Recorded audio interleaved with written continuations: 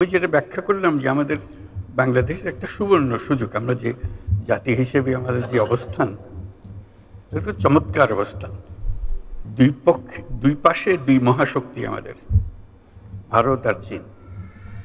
তারা দ্রুত গতিতে এগিয়ে যাবে। তা আমরা যেহেতু মাঝখানে আছি, আমাদেরকে ফেলে যেতে পারবে না। তাদের বাতাসে আমরা উঠতে থাকব। সেই থেকেই আমার বদ্ধমূল ধারণা বাংলাদেশের ভবিষ্যৎ অতি চমৎকার, তার অবস্থানের কারণে। তখন দুই জায়ান্টের কথা বলেছিলাম, দুই মহাশক্তি। এখন আর দুই মহাশক্তির কথা বলি একই সঙ্গে, চার মহাশক্তি। আমাদের কি অপূর্ব সুযোগ! আমাদের সামনেই বিস্তীর্ণ মহাসাগর, আমাদের উপকূল ভূমি, সাগরের সঙ্গে আমাদের লাগোয়া উপকূল। এই একটা মস্ত বড় সুযোগ। পৃথিবীর দরজা আমাদের সামনে খোলা। আমরা দিন ব্যবহার করতে জানিনি।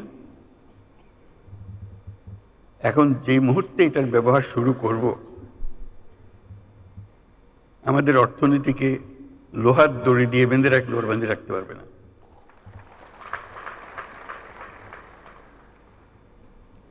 এবং আমাদের উত্তরে হলো সে বিখ্যাত হিমালয় পর্বতমালা,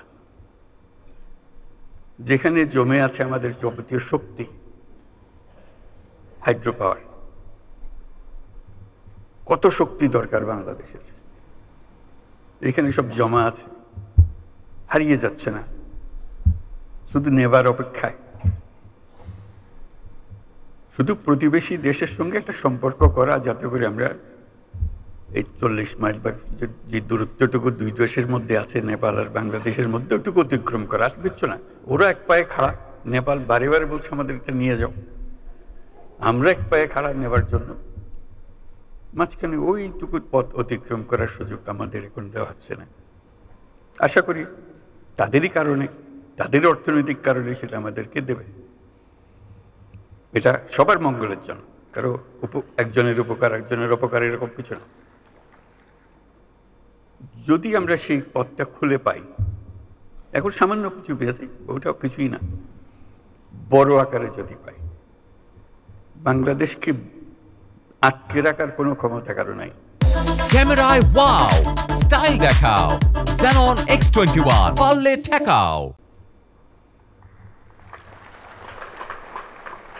আমরা মহা সৌভাগ্যবান এক জাতি, তার অবস্থানের কারণে। সেই জাতির দুঃখ কেন থাকবে আমি বুঝতে পারি না। এটা আমাদের কপালের দোষ, নাকি আমাদের চরিত্রের দোষ, না আমাদের চিন্তার দোষ? যদি হয়ে থাকে, সেগুলোর থেকে আমরা মুক্ত হই। আমরা তো তড়িৎ গতিতে এগিয়ে যেতে চাই। এটা একটা মহাশক্তিধর অর্থনীতি তৈরি হবে। আজকে কুমিরা থেকে টেকনাফ পর্যন্ত যে উপকূল ভূমি, সেখানে যদি কাতারে কাতারে সব নৌবন্দর স্থাপন হয়, মাতার বাড়ির গভীর সমুদ্র বন্দর পর্যন্ত যদি আমরা দুনিয়ার সব জাহাজকে আশ্রয় দিতে পারি, তাদের কাজ করার জন্য সুযোগ সুবিধা দিতে পারি, আমাদেরকে আটকাবে কে? এবং শুধু যে সমুদ্র বন্দর আমরা ব্যবহার করব, আমাদের মালামাল যাবে, তা তো না। আমাদের একটা নিজস্ব অর্থনৈতিক অঞ্চল আছে, সেই অঞ্চলটাকে আমরা এখনো খুলতে পারিনি।